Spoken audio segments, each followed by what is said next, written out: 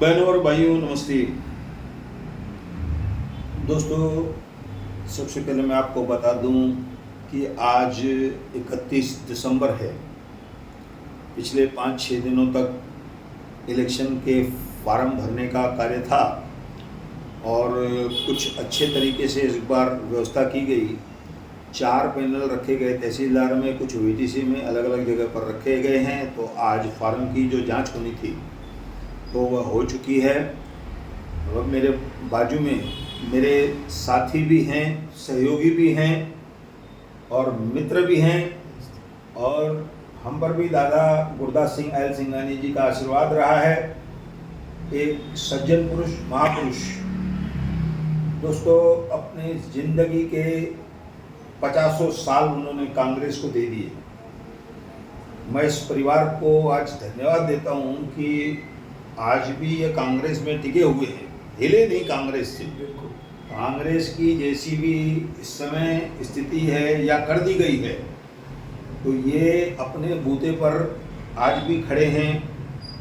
और इस बार इन्होंने फिर से कांग्रेस की तरफ से फार्म भरे हैं।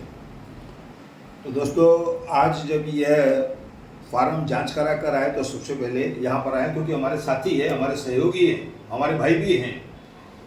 तो वो यहाँ पर आए और मैं भी इनको आज वचन देता हूँ कि आप इस इलेक्शन में जिस स्थिति में भी रहेंगे मैं आपके साथ रहूँगा, छोड़ के भागूंगा नहीं मैं कहीं भी, और भागने की मेरी आदत भी नहीं है। तो मैंने थोड़ी सी जानकारी ली आदरणीय दादा गुरदास सिंह एल सिंघानी। दोस्तों, उनकी गर्जना काफ़ी थी। दिन और उम्र के साथ साथ इंसान बदल जाता है। तो आज किसी से भी पूछेंगे दादा गुरदास सिंह, फट से बता देंगे गांधी रोड वाले।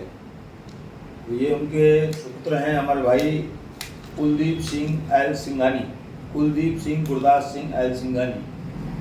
दोस्तों, उन्होंने बताया कि 1978 से दादा कांग्रेस से जुड़े थे और 1997 तक वह कई पदों पर रहे। दोस्तों, एक व्यक्ति वो होता है जो कुर्सी के पीछे भागता है, एक व्यक्ति वो होता है जिसके पीछे कुर्सियां आती है। तो कुर्सी हमको अपनी चाहिए, हम अपनी कुर्सी पर काम करें। तो दोस्तों, 97 में इनका जो वार्ड है वह हो गया महिलाओं के लिए आरक्षित। तो उसके बाद इन्होंने छोड़ दिया और 2002 में दादा एक बार फिर से पैनल में लड़े थे, मुझे जो याद है। तो चलिए, उसके बाद आपको ये जिम्मेदारी सौंपी गई। कुलदीप सिंह, आप क्यों चुनाव लड़ना चाहते हैं? 2017 में मैं आपको बता दूं, 2017 में भी मैंने चुनाव लड़ा था जी, जब कांग्रेस का माहौल ही नहीं था। हाँ। आज तो फिर भी अच्छा माहौल है कांग्रेस का। और उसमें मैंने 1080 वोट लिए थे। उसके बाद मैं जो आज अपने पैनल की, जो हमारा पैनल का जो विकास का हाल है और जो बगीचे हैं, रोड हैं, कई सारी जगहों पर इन्होंने कोई भी विकास पहले के नगर सेवक या उसके पहले के नगर सेवक अच्छी तरह से नहीं कर पाए। लोगों को बहुत सारी परेशानियाँ हैं, छोटी छोटी परेशानियाँ हैं जो दिनों में दूर होती हैं। जैसे कि आपकी नाली को देखा, आपने खुद बनवाया। हाँ, हम लोग ने खुद बनवाया वो। क्योंकि हम जब भी लेटर देते थे तो हमारा लेटर लौटाया जाता था। अभी मैं नाम नहीं लूँगा, इलेक्शन चालू है, लेकिन ऐसे बहुत सारे मुद्दे हैं हमारे पैनल में जो 22 सालों से वैसे के वैसे पड़े हैं। 22 साल हो गए। 22 साल हो गए। पिछले नगर से, उसके पिछले नगर से उन्होंने भी काम नहीं किया। लेकिन हम लोगों के घर घर जाएंगे, उनको अप्रोच करेंगे कि भैया आज का दौर चेंज हो गया है। आज पैसे लेके आप पार्टियां लेके जो वोट देते हो, उसके बाद मोदी भाई बीमारी नहीं हो गई? बहुत बड़ी बीमारी हो गई है। मैं क्षमा चाहूँगा मतदार भाइयों से कि आप आगे आए, चेहरा देखें, उसका काम देखें, वो टेक्निकल है कि नहीं। जैसे कि आपको पूरी जानकारी है दादा से लेकर आप उनके साथ में थे। जी, वो आपके वार्ड के काम करने में सक्षम है। यहाँ ऐसे तो नहीं है कि आप 4 लोगों को वोट देंगे, काम एक करेगा। हाँ। और वो काम एक करेगा या उसके लोग करेंगे, डिपेंडेंट। बताया जाता है कि जो साथ में काम करता है उसको घर में बैठा दिया जाता है, उनको बड़ी बड़ी पगारें दी जाती है और फिर अब उनको बुला लिया जाता है। वो लोग नहीं चुने आप जो पहली तारीख को लिफाफा लेके घर पे बैठ जाए पूरा महीना और आपके पास आए ही नहीं और आपको शक्लें ही नहीं याद है। बहुत सारे लोग गए नहीं है, वो फिर से लड़ रहे हैं आपके सदरे में और शक्लें ही नहीं याद है उनकी लोगों को कि ये बंदा पूछिए। हमारे यहाँ से लोग आपके पास लड़ रहे हैं, क्या वहाँ चुनाव नहीं हो रहा है? क्या वहाँ भी हो रहा है ना? वहाँ फार्म भरते थे भाई। हमारे पैनल का ये दुर्भाग्य है कि हमारे पैनल में बाहर के पैनल वाले लोग लड़ते हैं और कई को तो बड़ी बड़ी पार्टियों में टिकटें दी हैं। तो मेरा कहना ये कि हमारे पैनल में सक्षम लोग नहीं है जो काम करें। उनको टिकट क्यों नहीं दी गई? मेरे वार्ड वाली मुझे मिले थे तो उन्होंने कहा था कुलदीप जी हमको अल्टरनेट चाहिए, हमने पहले जो गलती की है चारों ओर एक को देके काम एक कर रहा है लेकिन दूसरा आगे ही नहीं आ रहा है, तो आप प्लीज़ खड़े रहिए। मेरे जो वेल विशर्स हैं उन्होंने मुझे बहुत सारे फ़ोन किए कि आप खड़े रहिएगा।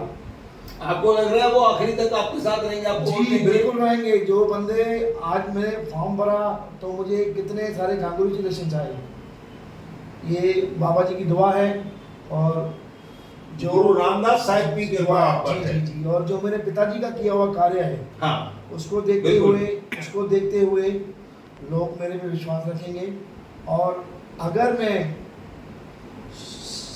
सफलतापूर्वक आ गया तो मैं उनके विश्वास को दोगुना करूँगा। तो आप शराब और पार्टियां नहीं करेंगे ना? नहीं सर, मैं शराब पार्टियां पैसे नहीं चलाऊंगा। हाँ। लोगों के घर घर जाऊंगा, उनको अप्रोच करूंगा कि आपको 5 साल काम चाहिए या ये चाहिए, तो लोगों का जवाब मुझे पता है, वो बोलेंगे मुझे 5 साल काम चाहिए। एक व्यक्ति ने मुझे बताया कि भैया इस इलेक्शन के बाद पीछे वाले इलेक्शन बोले मैंने 58,000 का घाटा कर लिया। मैंने पूछा ये कैसी बात कर रहे हो भाई? बोले भाई साहब 2,000 तो लेके मैंने खा लिए, जब मैं मकान बना रहा तो मेरे से 58,000 रुपए ले लिए। ये दुर्भाग्यपूर्ण बात है यार। भाई साहब हमको भी नहीं छोड़ते, अपशब्द कहते हैं हमको। सही बात है आपकी, क्योंकि देखिए वो इतना खर्चा करते हैं क्योंकि अगर उस चीज को मैंने उठा दिया ना तो बहुत फर्क पड़ जाएगा। ये बात सही है। क्योंकि मैं अभी नहीं चाहता हूँ ऐसी कुछ मैं कोई बात करूँ जिसके कारण से किसी को चुनाव में नुकसान हो। सही बात है। कोई बात नहीं, उसके बाद भी हमारी उम्र को देखते हुए या कुछ भी अभी तक हमसे हाथ जोड़ने नहीं आया कि भैया हमारे से गलती हो गई, तो यार ये सब जो हो रहा है बड़ी दुखद बातें हैं। इस बार मैं स्पेशली उन युवाओं को कहना चाहूँगा कि आप आगे आए, वोट दें। कुलदीप जी आप छोटे में इसको बंद करिए। क्यों मैं बोल रहा हूँ, मैं आपका बार बार इंटरव्यू करूंगा बार बार। जी बिल्कुल। अभी आप क्या बोलना चाहते हैं आखिरी में बताइए, मैं क्योंकि अभी शुरुआत है। मेरी सर्वे के हिसाब से 72% युवाओं के वोट्स दर्ज हुए हैं। Very good. नहीं तो मैं उन युवाओं का आह्वान करता हूँ कि आप सोशल मीडिया, इंस्टाग्राम, फेसबुक के माध्यम से सभी उम्मीदवारों को परखिए, चेक कीजिए और सही वोट दीजिए। ऐसा नहीं कह रहा मुझे वोट दीजिए, मैं सही हूँ तो मुझे वोट दीजिए। बिल्कुल। धन्यवाद।